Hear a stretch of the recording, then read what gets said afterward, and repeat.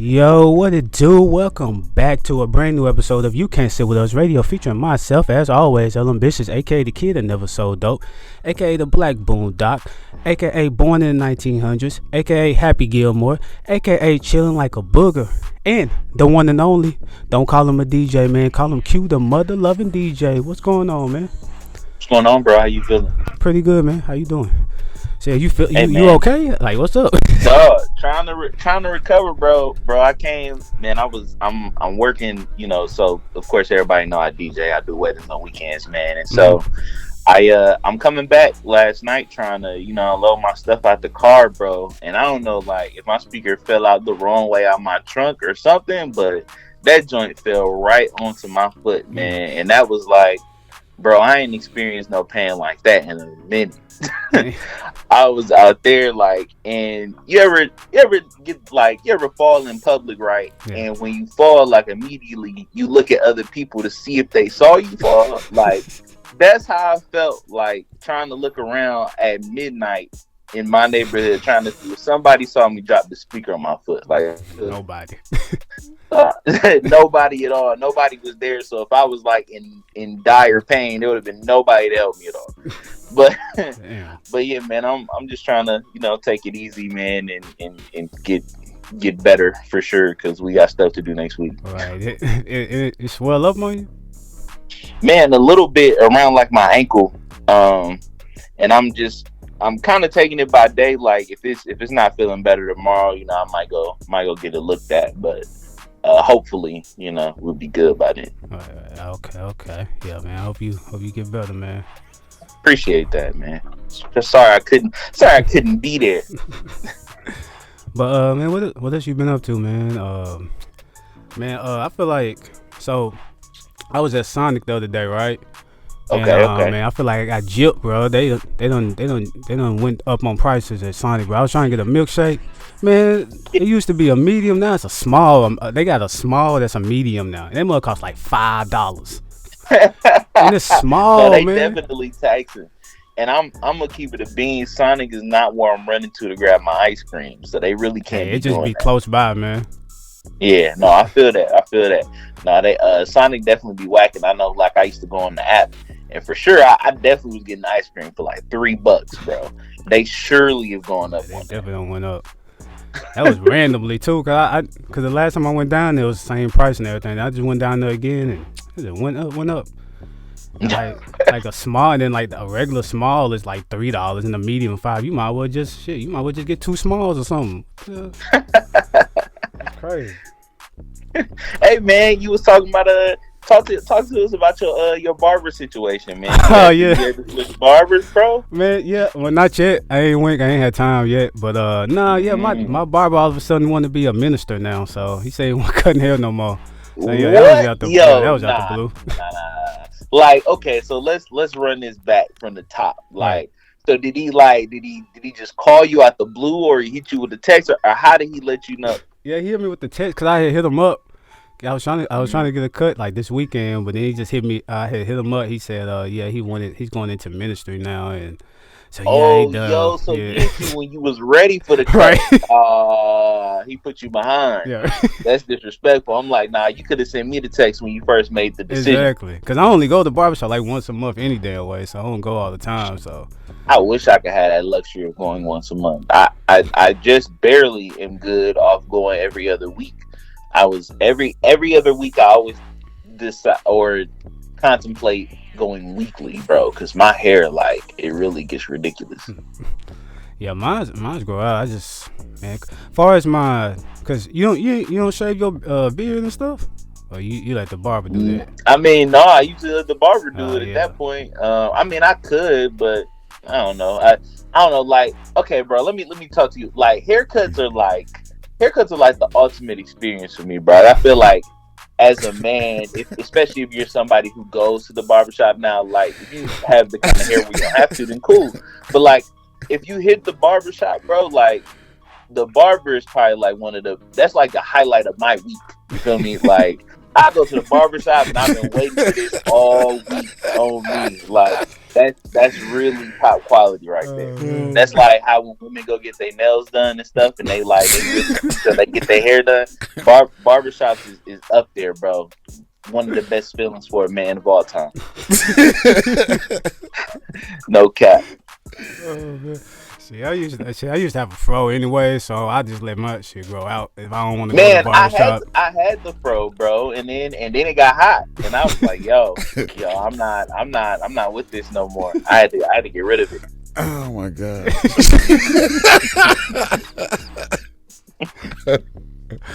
Oh man. Oh, yeah, man, that's what I do. Like even COVID, I ain't even go to the barbershop for like 4 or 5 months because I ain't got to. Like, ain't no point because Nah, I definitely went in there masked up and still got the cut for sure. COVID wasn't stopping me, my boy, ever. Oh my god. Man, why do I feel so dusty right now? Hey, look, if you ain't been, it's cool, bro. It happens. I really wish I could have went to the barbershop like 2 or 3 days ago, man. I'm really feeling it, but I'm really trying to hold out until we go to Atlanta next week. And I was like, well, it don't make sense for me to get a cut just to have to go back. So I'm out here sick too. That's why y'all don't see the footage, but I got a hat on. Yeah, but you're like legitimately on the line with a dude who's probably been to the barbershop maybe 40 times in the last, I don't know, 6, 7, 8 years. I mean, hair salon in my life, maybe, I don't know, I can't count, 10, 12 times, period.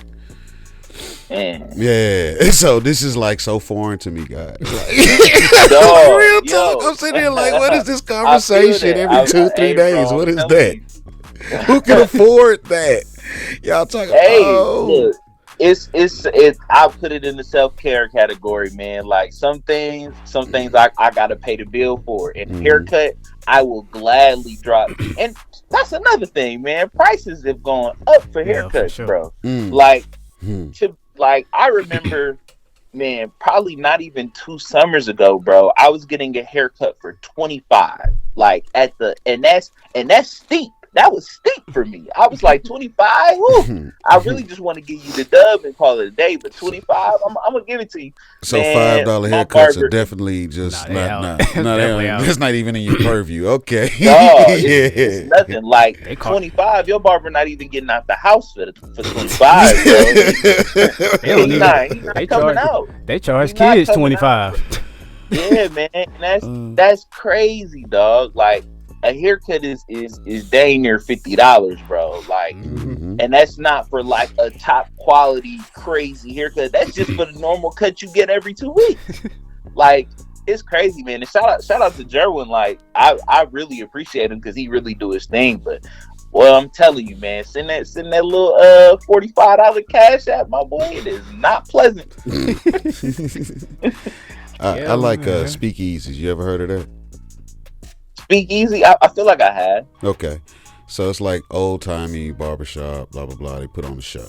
Okay, they have one in Vegas. So if I'm gonna spend $45 for a beard trim or something, I'd rather have somebody just clip around my beard, clip around my lip, and put on a show. Man, come on, have a good time with it. Let's go. That $45 comes with something. Hey, I wouldn't be mad at that. I'm not mad at that at all. But I get it, guys. I get it. That's why I'm mad, because my barber only charged me $20. Now I gotta go up to $35, $40. Boy, I'm telling you, man. Hey, look, he probably locked you into the legacy deal, my boy. I know. You ain't finding that out here nowhere. The thing is with him, I used to record him in my studio too, so that's why he gave me discounts and stuff. Yeah, right. That's why he switched. I had to plug because it was too many customers that he was allowing to pay lower rates, and he was like, "Look, we're done here. This is enough. This is enough." He had to get up out of there. I feel him. I feel him, man. You got to change with the times. Yeah, because I was thinking about what Diddy said. Diddy said he get a haircut every day, charging like he pay like $100, $200 a day. Hey, yo, and that's like, I feel like that's got to be nuts, because like if you think about it, bro, like sometimes when you get your haircut, sometimes like the razor be just a little bit too fresh. You feel me? And like it burned a little bit. I couldn't go through a cut. Now every week I'm cool, bro, but like every day, G, that's crazy because whose hair grows like that? So Like if you just got a cut yesterday, your hair really shouldn't look much different when you wake up the next morning. And if it does, you probably just don't brush it enough. Real question for you gentlemen who get your hair cut all the time, like every 2-3 days, especially like facial shaves and stuff. Yeah. What do you do for the super bumps that grow up under the bottom and all that kind of stuff when your hair is growing back? Oh man, so I used to go through that like back in the day, and it really wasn't nothing I could do about it. Like it just kind of had to sit there. You know, you put some alcohol on it, you keep it pushing. Now, like I don't cut the beard off. Luckily, I don't deal with that too much because I keep the beard down there. But nah, man, those were some treacherous times where I felt like I was back in high school. Okay. I just go to Walgreens get some. I just go to Walgreens get some facial cleanser. Alright. Yeah, I'm also really big on washing my face now too. You wasn't before? No, I mean, no. I can be honest here, man. I'm honest about myself. No, bro, I probably wasn't really super big on skincare till probably maybe like 3 years ago or so. But before that, I mean, I would wash my face. Yeah, like I get in the shower, cool, wash my face. But I wasn't really deep into skincare. You feel me? Like, I didn't go out and go get like my own face wash where I would actually wash my face. Like now, I wash my face every day separately from just being in the shower, and then I do like a mask like once a week. Right, okay. But yeah, I wasn't on that like at that time before I really had like a beard. I wasn't on that, so.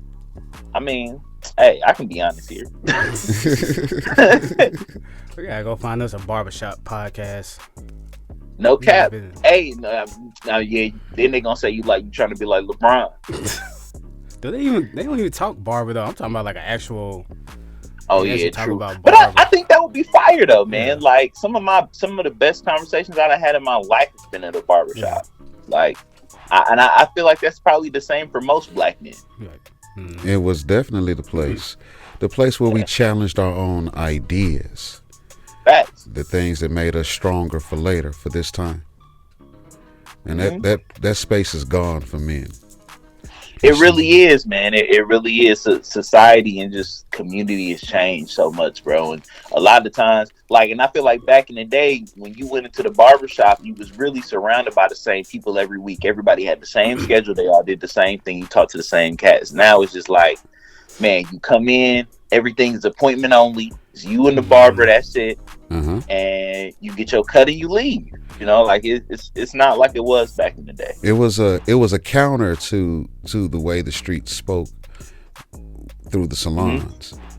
It was our way to kind of deal with what we were hearing in the streets through the salons, and it was our way to stand up to the wrong parts of that, so that we could continue to push our communities forward in the right way. And that thing is destroyed now. Man, some good times though, man. It really, I think it really did. That was probably the closest thing that a lot of men had to therapy at one point.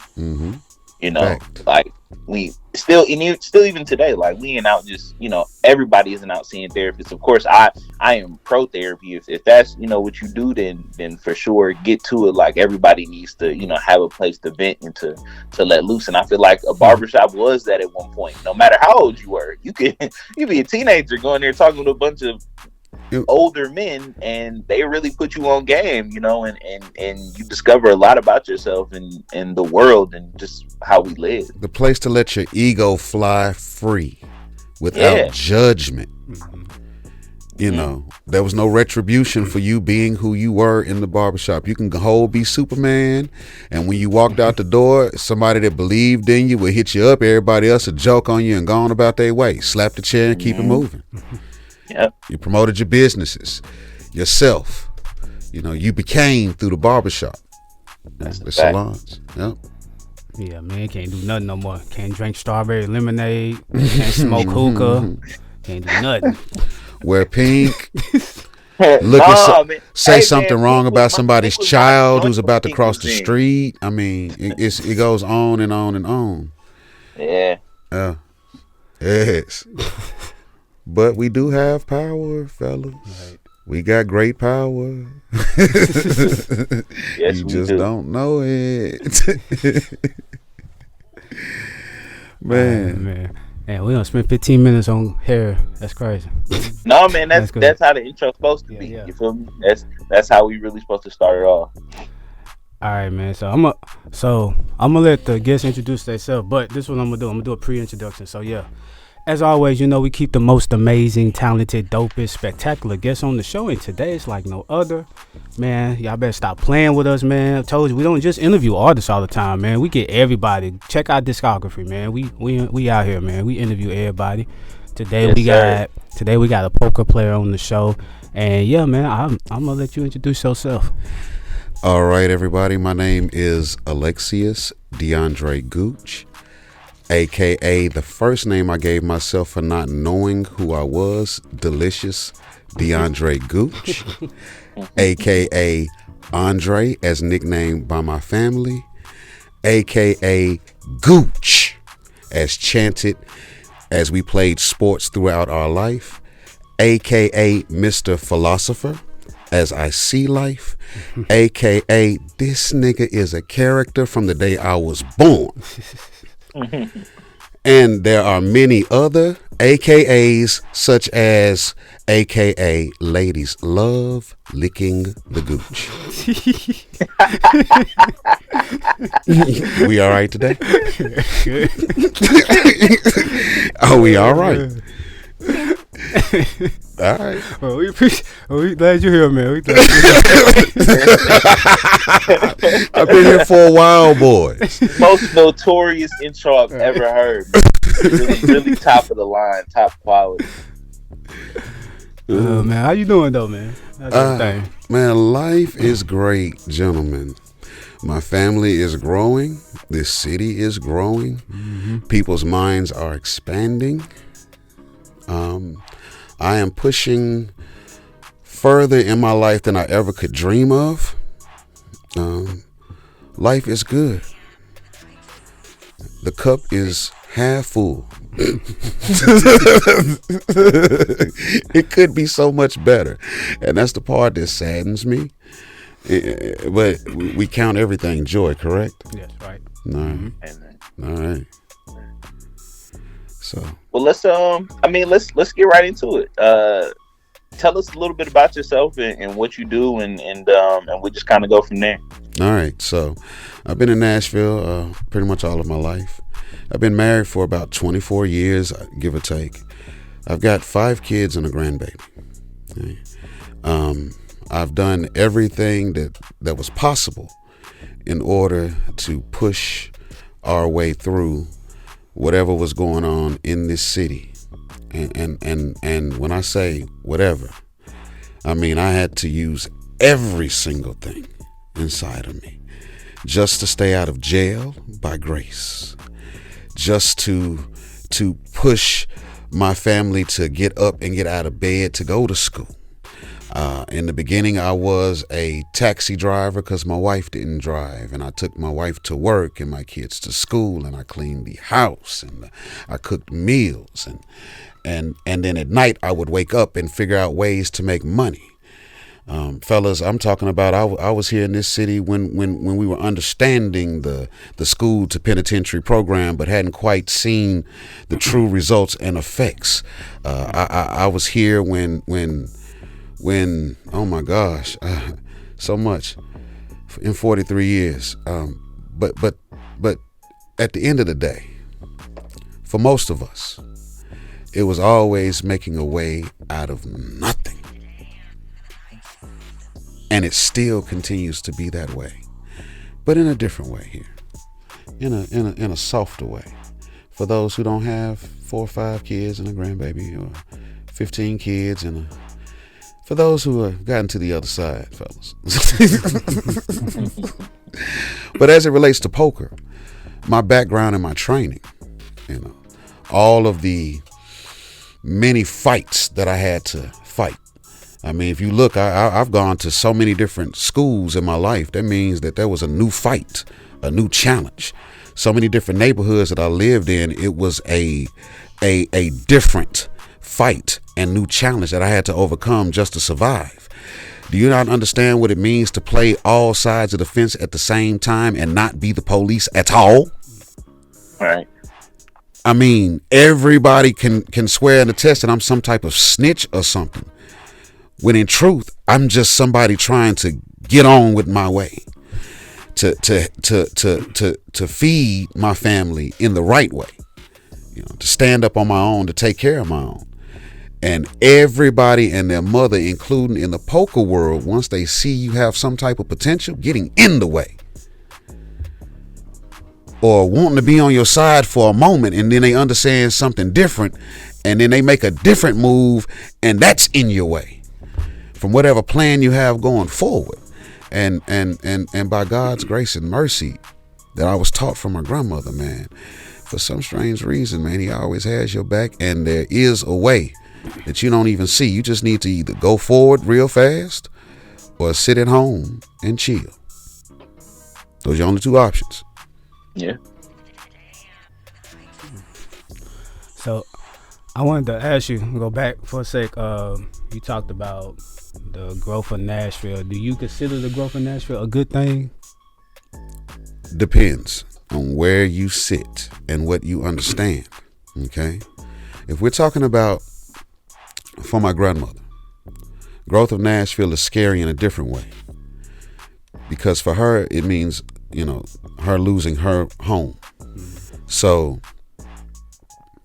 that for her in Nashville, it means too much for her and those that are like her. And so, yes, too fast for her. For others who couldn't figure out how to make their way, a skill set, those that were locked away, coming back, trying to get reacclimated to the streets, and the streets don't even exist that you walked on anymore. Yeah, man, that's rough. That is so hard to know that the last time you were out here, haircuts were $5, and now you're back out here with no way to make money. Yeah, or the limited way to make money, which is not enough. And where you were making more money and supporting your family. It almost becomes an impossible task to readjust to what this city has become while you weren't paying attention. But even sadder are those that are out here still in whatever yesterday, flash frozen in a moment, like a loss of a brother or your mother, and there's nobody to help you break that look back, and then the city moves forward quickly and you're stuck in time. That person is like near impossible to wake up. And there's nothing that this city can do to truly help that part alone, because it has to grow. I was 1997. I was the last year that Upperland Theme Park. I don't know if anybody remembers that place where it was roller coaster rides or anything like that. Yep. They had a powwow event there, and it was the last year that it was open. And there, the city met, and this place wasn't even an international city yet, but all of the planning for what this city was to become was done and pushed forward. So we're talking about from 97 to what you see right now worth of planning. And how many people are trying to discuss, just yesterday, today, the price of gas going up $2, $3 from here to there, day to day, and forgetting. I mean, yeah, it becomes impossible when you don't have understanding of the entire flow to look all the way globally, from the sky truly down at what's happening here in the city of Nashville, and that it must happen in order for this weird societal growth to happen, this movement, the fact that we must always be moving. Mm-hmm.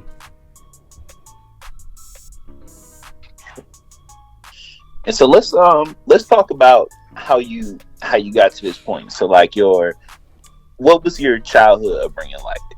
So, my mother, okay, I come by way of, if anybody watched Game of Thrones, the Yes. way of the bastard. So, I would consider myself a Snow. Okay. Okay. All right. My mother, she worked. My grandmother raised me. My grandfather was a drill sergeant in the Army. So my grandmother had his leadership training, and she cracked the whip religiously. And my mother, she worked religiously for her family. They were coalesced. They were together, and they were strong behind a man who was broken by his duty and his honor, and was wild in truth. My grandfather Larry, man, the dude's a legend. But yes, that was the nest that I was born in, raised in.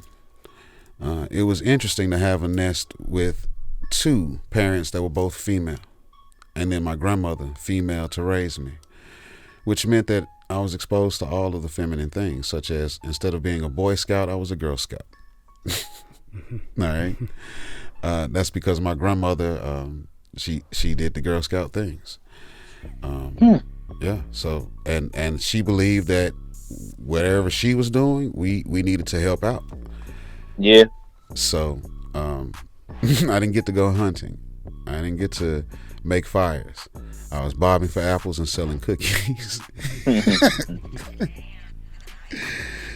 The street lights, guys, you know, that thing, the thing that Bernie Mac, the thing that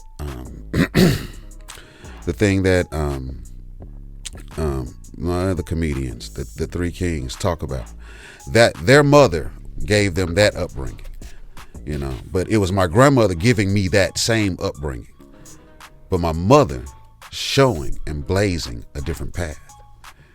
Her sister, in truth, being the nurturer, the one that I remember as my first mother. So with that, I also had my father on the side. Interesting village so far. Yeah. But beyond them, man, I also had, man, we talking about 5 generations, a legacy of training. My great grandfather was a lecturer, and when I say a true disciplinarian, I used to listen to hours of his lecture and life story. So was my grandfather Larry. He was a lecturer. He was a drill sergeant. Again, you had to sit and pay attention. It was discipline. All right. My mother showing and blazing trails, and my aunt always being the one to hear me cry. My father, who didn't understand me. All of the places that you've seen me go to school, I had to use very specific things in my training, and those things came from church, from the scripture. Those were pressed on me. Those were heaped completely, ingrained. I am the stone that the builder refused, the rock that causes men to stumble, a true social misfit, but one who understands, because it was heaped in me consistently, non-stop. I was reminded in ways that slaves wish to never have known, and you guys moving forward have yet to see some. Makes me strong, guys. So how did poker come about? When did that start? The whole journey to poker. All right. So in our household training, we were taught that you go to school, you go to work. Those are your 2 options. And then as the third option, if you choose to have a mate, get out. Because you're not doing what I say. And I chose my mate in high school. Before I chose my mate, I actually was put out of my home because of the discipline structure and the things that went on in my home. Hashtag divas. We build them, we break them. That's what divas do. That's what they do for men. And if men aren't strong enough, you're just broken and then broke. Welcome to America. But that was my mother. So, and when her second husband things didn't work there, she didn't have but the safety net to send me back home. But home had changed when she sent me back. And home wasn't ready for the person that I was. Home was ready for the person that they knew. And I had to go. And so to the streets I went with a wife, a kid, pulled over by the police recklessly, called all types of nigga, in truth, by my own people, never given a chance to work, food stamps not enough, we could barely pay a light bill, people would donate, being petty, and I did what I could, and poker was one of those things that helped me pay the light bill when we had nothing. And I mean absolute nothing. After I had, made my rounds with the kids, taking them where they had to go, and I would sleep.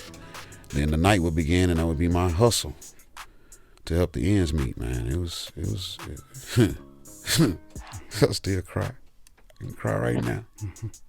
I'm crying right now. Life's been hard.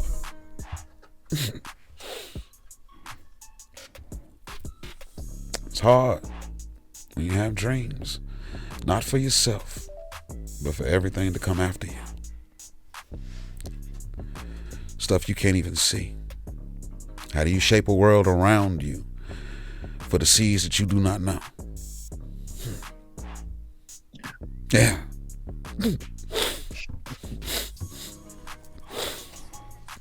Did you have a lot of family members around you that played that game as well? Played the game of poker? Yes. Or gambled?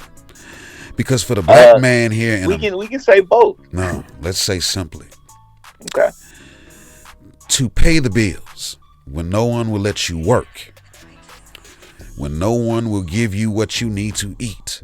As a man, the first thing we learn is how to hustle, period. And we hustle with whatever we have. There were times in my life when I only had $2 to my name. $2. And I had to hit my knees with those $2 and pray. With all the money that was around me that could help me.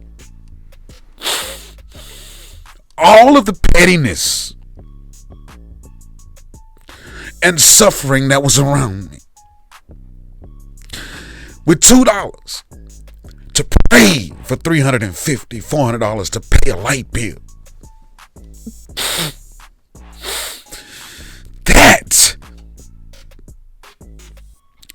That is pain.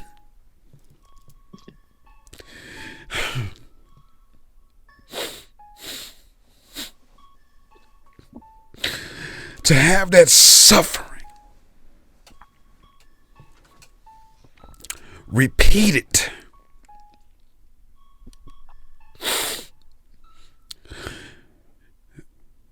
that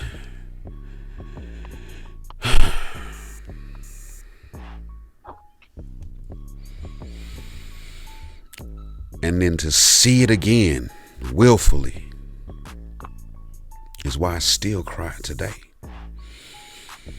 It's not about my past. It's about what I understand of my past and what I currently see as we move forward.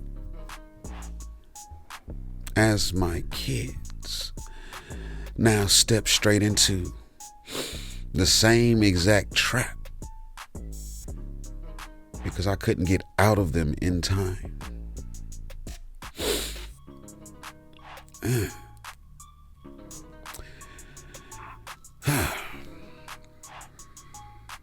That's why I can talk, guys, for hours.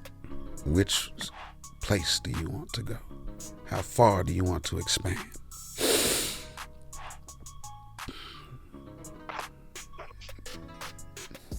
What? Are we talking about poker? Because poker is the place that I get to bitch slap the world and not my own people for this pain. Okay?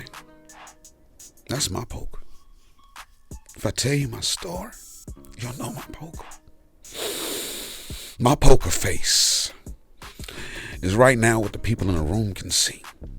The cards run free. I don't give a damn about cards. I played poker since my dad could teach me and cheat me out of that shit, man. He'd give me some damn allowance money and make up some fake rules to take the money back. That's poker. Poker's life. Everybody's gonna put you in a jar, classify you, demonize you. Not because you are what you are, but because they do not understand what you are. So for anybody who sees me, whether my hair's done, my beard's out, have a peanut hanging in this shit, whether I'm drunk or high, it does not matter. My poker. My game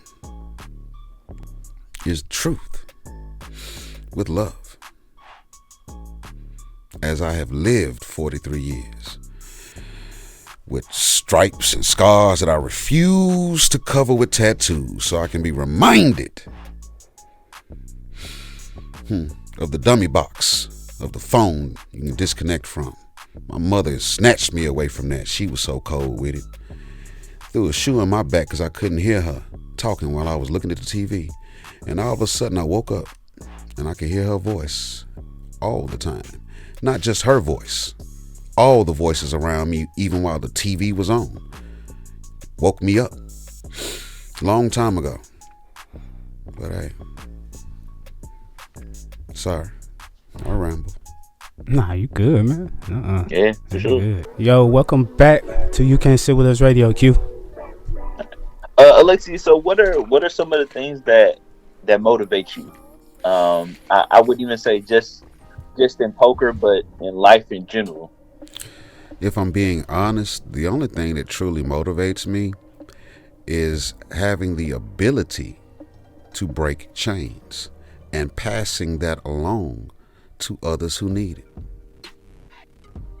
And the only chain I'm talking about is the one that's mental, the simple ones.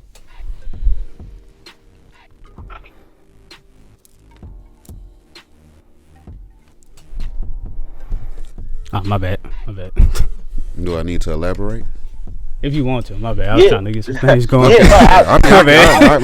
My man's getting. It's different when I can't see. I thought he was about to, so I was like, okay, I'm gonna listen in. My bad. I was trying to adjust the volumes and stuff. My bad. Okay, and I'm gonna relate this to the last stop that I had on my poker tour. Okay, I had a gentleman coming up to me, and he talked about the power to manifest this energy and make a slot machine explode. Right. Mm-hmm. Okay, so he screams about this power, about focusing, believing, and pushing and pushing and pushing and pushing and pushing and pushing and pushing, and then you maximum bet, and one time or two times or three times or four times or five times, and you get the result. Now, that of course is fake energy, fake power. When a man tells me something like that, I know he's a fool. When the truth is, I coached Little League football, so I understand that energy is created from fat, and if we move our bodies, we can circulate blood, and our minds open, and blah, blah, blah, blah, blah. And then that energy that we build up from the body and the mind being positive, we can now transfer it to one another. If I'm feeling motivated, if I'm feeling positive, if my shoulders are back and my head is high and I'm moving with purpose, then people follow. And if I can maintain that energy, that energy level is felt by those who are related to or interested in me personally, because they can now tie it in to that energy. They can tag me. Okay, so this dude right here was trying to push this agenda about this fake slot energy when I was literally down there wielding the energy of the Choctaw who worked in the area. I was wielding the energy of friends that I made along the way. While I was there was a church convention and there was a lot of praise dancing. So my background in church, all of those people who were there, I was wielding that energy as well. Okay, so this guy has this one simple slot power. And here I am with no money and the energy of every single thing around me. And I would make stupid statements, man, that were so true. And I said, I will let my peers decide if I can play poker tomorrow. That is the power that I have, as I am now working and serving all of my friends in the room. And with no money, with the fake power this dude had, I now manifested what I needed to continue my way through my poker journey. Because I was broke, y'all. I mean, broke on that day. But I was truly rich because I had the room. People didn't even they didn't even know who was on my team. And I'm saying when people were coming together at the specific moments, like in poker, to get to the next day, we call it bagging. Where we put our chips into the bag, it means you have made it to the next day. Congratulations are in order, sometimes because you have cashed, but you have made it to the next day. Survival in poker is what's important. So when I have 3 or 4 people run into each other to say hi to me because they are excited about bagging and they don't even know each other, just saying, my team, my people, my connections, I have understood how to reach into others and use that real power, because people think that money is their power. People think that their influence is their power. No, the people are power, and how we tap into each other, how we support each other, how we uplift each other, how we have shoulders to cry on. That's truth in winning friends and influencing people. And that is the strength that allows you to get through when you have absolutely nothing. Now, when you have something, you are now obligated to tie it into that and keep that thing going. But for some strange reason, people who win out of that system tend to run with the money. Or people who catch the right advice and win just come looking at you silly and don't know what to do. They don't even understand to just bless you back. So they take off with the money. Oh my gosh. They don't even have the knowledge to come back to get that again. They'll come to you to get another word, but your light bill is messed up and they ain't got no money for your light bill. Or you want some weed smoke, and they got pounds.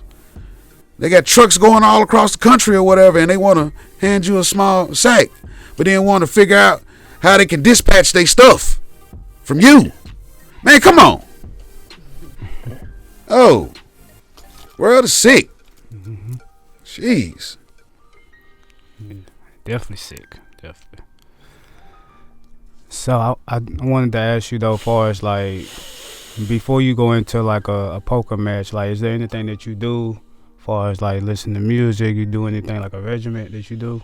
Oh, okay. So I need you guys to understand that I did, like I said, coach Little League football, but would have been a great scout. So I must now scout my entire terrain where I'm going. When I say my entire terrain, I mean my entire terrain, and I do it from the microscopic level and the macroscopic level and meet everything in the middle. I am what you call a true apex predator when it comes to my business, craft, and dealings in life, period. When I say I skate through all parts of the crowds, I fucks with the local niggas. I fucks with the uppity niggas. I fucks with all the niggas. All right? I don't care what color you are, because every single person in the room plays a part to your success in some way, shape, form, or fashion, whether they are trying to slow down and impede your success, or whether they are trying to aid you. And it's impossible to tell who's who and what's what until you put everybody in the barrel and let them crabs eat and crawl on themselves. Uh-oh. Said something to somebody. I'm the one that's holding the bucket and kicking it in the genres that I choose to be in. And that's different from when I was coming up and my bucket was the one being kicked. So you said you have 5 kids and a grandkid. Do you think about possibly passing this life down to them? I will give this life to whomever can use it. You know, my son has interest. He may or may not choose that. I was given choice as a child, unlike the Jacksons, who Joe kind of, helped them along their way. But mine were given choice, like me. And choice can be delayed in growth. It can be, And so mine already have choice. And since mine already have choice, I will deal with that. But for my grandchild, all right, she will also have choice as well. And until that is taken away by whatever force, choice right now is the course. However, I have learned that with choice, there is still will. And that part is what keeps things moving.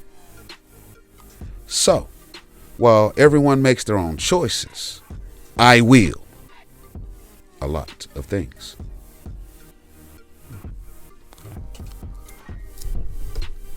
You got to thank you. So where do you see yourself going with your career and just what you do now? Is there, because I mean, as we know that people, they play poker and they play professionally. We see it on TV all the time. But I mean, people don't really, like, if I look at a basketball player, right? Uh-huh. Basketball player's career is probably more common to me than a poker player's would. And so what's that hype for you? Like, what is the peak to say, I've worked my whole career to get here? Are we speaking on the pinnacle of what a poker career would look like for me, or are we looking for the benefit and result of that? Because those are actually two different things. There's what we call the gold, the championship, what, like Jordan, the 6 rings, and then there is the Jordan after 6 rings who messes with Bubba Wallace and the Wizards. Yeah. So which one are we talking about? I'm talking about for you. Yeah, I would want to know more for you. Okay, so for me, okay, right now, because I'm doing what we call the chitlin circuit, which is just everything around Tennessee, the South. Okay, having fun there. I have guys who are in front of me, like Maurice Hawkins, okay, who has 14 rings in the circuit. All right, so I have those that are in front of me to chase. All right, as I develop myself in this world, okay, but my goals, in truth, are to be a character in poker to attract others to the game who have interest, who are lost in their way, because this is an interesting game and can be fun. It can also pay some bills, but in truth, poker's a rich man's game, and rich men are looking for some pretty interesting things to come out, hang out, and play. So some of us may truly match those areas and can find resources to play the game. But for me, I wish to sustain my family with this game, because I was told from the beginning, I've had this game from the beginning, not just the playing, but the how to bring people together for this game. Okay, the business side of it. And I was told always that I wouldn't be able to do it my way unless, all right? And it was just people trying to get their own way. But I would love to, Nashville has lots of poker players and poker spots and poker scenes. I would love to introduce routes to going, for other people to come out where I'm at. I want my boys, the people who knew who I am, to come be where I am. Because it's really not that hard to come out to a poker tournament and hang out with your boy. It's kind of cheap to do just that. Casinos are expensive, but if you are specific in your goal, you have a good time. So I do have a multi-pronged idea as far as modeling tournament poker and bringing and merging some of the stars of the game, man, because Nashville has some stars in this game, man. We have some Preston McEwens in this game that are here on their own local trail. And, he's hot. He's won like 6 rings that nobody knows this guy, but he walks the street. They call him Barbecue Jesus, Flapjack Jesus. Hey, okay. He's a musician and a great guy, man. His poker game is his poker game. I ain't gonna tell you I respect it or not. I just love playing with him.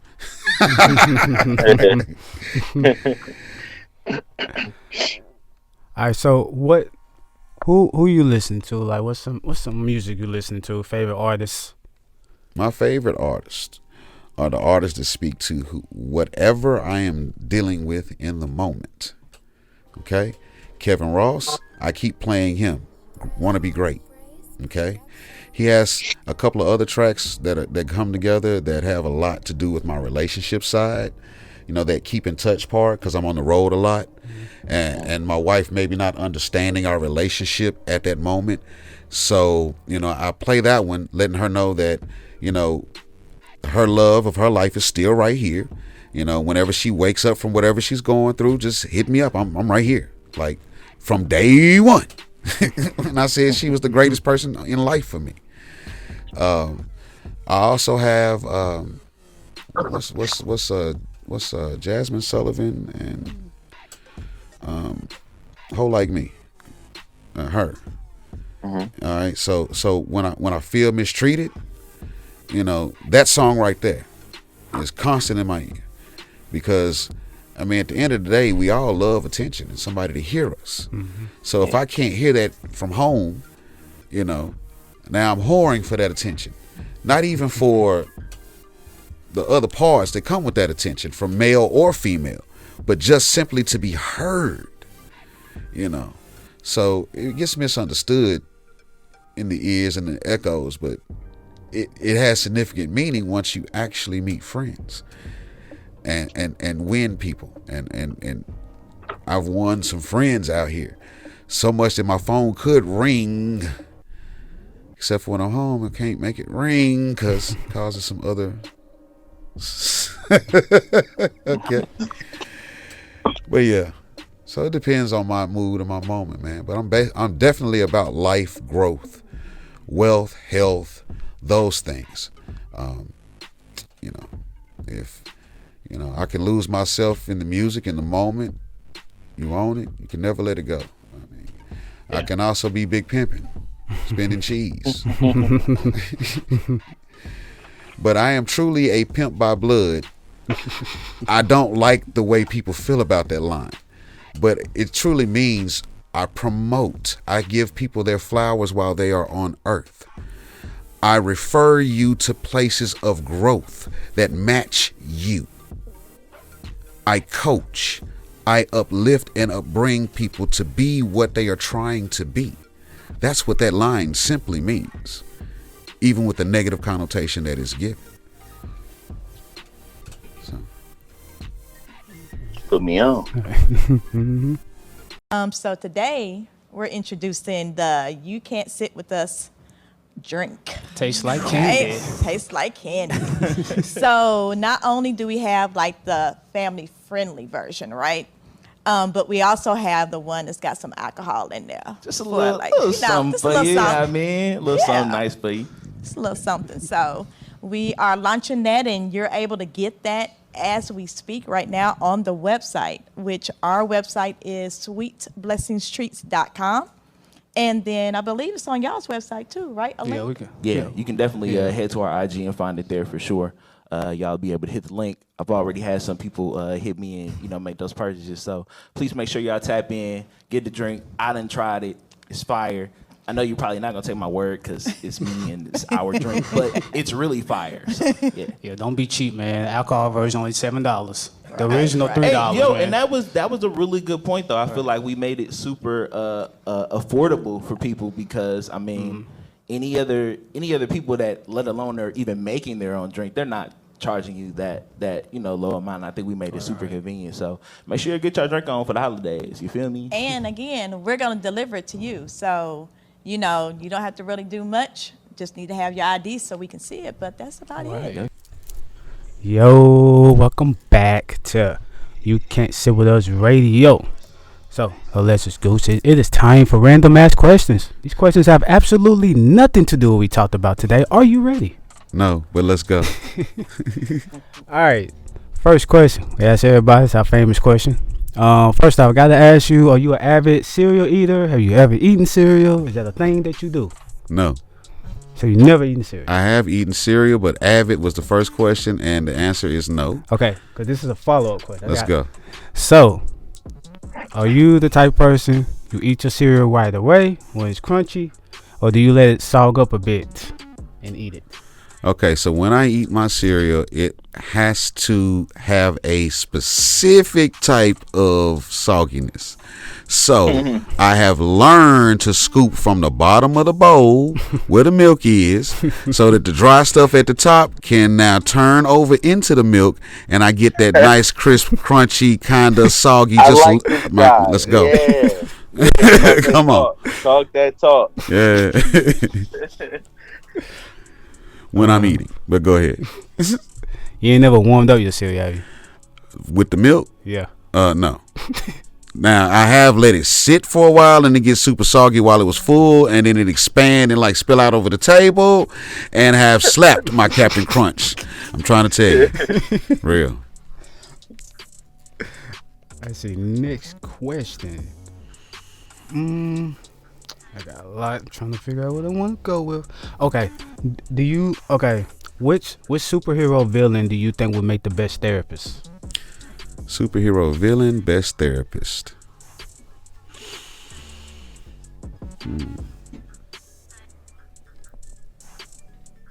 Magneto. Because he can read your mind. Not Magneto. Magneto does the magnet stuff.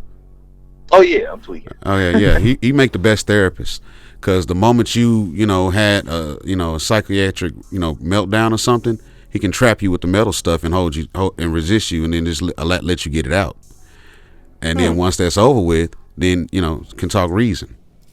Okay. All right. Do you think people eat or drink soup? Eat or drink soup? Yeah. I would say both. You drink it down, and then it's eaten later by the body. So. Okay. That's that. That was nice. That was nice. Like that. All right. Would you rather have an arm that regenerates every month, or legs that grow back every month?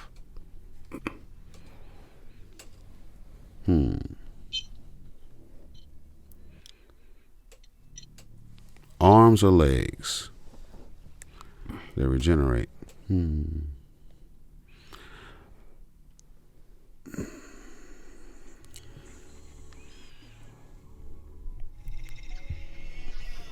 I would say arms for sure. Definitely arms. Yep. Why? Yeah, why? Because I want to pick up my poker cards and look, and be able to hide it. And I don't need legs for that. Right. I can look at my cards with my arms, and keep the game going. My legs, I don't got to move. All right. So, Okay, let's say you became a fart, right? And would you want to be loud and proud or silent and deadly? You said a fart. Yeah. Okay. Yeah, it depends on where you're putting me. All right. So if you're putting me in the middle of the enemy, I want to be silent and deadly. But if you're putting me amongst my friends, I want to be loud and proud so that they can follow me. Come on. All right, last question is, do you think angels get high? Angels Yeah. get high? Yep. Yes. Yeah, a specific reason? A specific reason why angels get high? Yeah. What type of angels are we talking about? I don't know. It depends what you think it is. Okay, so why angels get high? Okay, so the answer is yes. Okay, so everybody gets high. Okay, high is a state of mind. Okay, high is a state of being. How you get there is your way. Okay, so angels are on high. They must be high. Okay. Even when they are low, they are trying to get back to high. So, yes. All right. Yes. Yes. Word, man. So, hey. My bad if y'all heard that I was knocking stuff over. Yeah, I was wondering what you were doing. just edit that out. Mm-hmm. Oh man, but hey, we appreciate you being on the show. Shout out your social medias, anything else you want to say. All right, you can find me at Gooch Alexius on Instagram. For anybody who's on Snapchat still, Savage Teddy, I am there. Alexius Gooch on Facebook. Savage Teddy, I like that. That's dope. Hey, before I cue, shout out to Amanda and Red J. We appreciate y'all in the background. Y'all make sure y'all go check out that freestyle episode we did with them too. So yeah, we about to interview Red J here in a sec. So y'all be on the lookout for that episode as well. And yeah, Q, you can go. All right, and as always, y'all can follow me on IG at Q the DJ, QUETHEDEEJAY, and on Twitter as the same thing. And please follow my company, Quality Unmatched ENT, on Instagram as well. Ambitious. Yeah, man. Be careful with them speakers, man. Hey, look, man. I'm trying. Yeah, follow me at Ambitious1K on Instagram and Twitter. That's the number 1, the letter K. You don't know how to spell ambitious. Go ask Alexa. Go ask Siri. Go look it up a dictionary. Do what you got to do. Threshold Brace, Instagram, Twitter, and Facebook. Hey, if y'all need beats, hit me up. I've been playing beats in the back of these episodes now, so if you like any of the beats that I play in the back of the episodes, hit me up. If you want it, let me know. You Can't Sit With Us Radio, all one word, on Instagram and Facebook. And what is the Twitter? Y.C.S.W.U Radio, all one word, on Twitter. Tap in with us there as well. Yeah, and make sure, man, our drink is still on sale. Tastes like candy. Make sure y'all go get that. Make sure y'all caught that, man, for real. Get our drink. What else? Oh man, continue to stream the theme song, music video. You Can't Sit With Us, available on all platforms. Threshold Brace featuring B Jones, Diamond Sherry. The remix is out too. Remix still go crazy. And yeah, until next time, Ellen Vicious Q, we are out. Yowdy.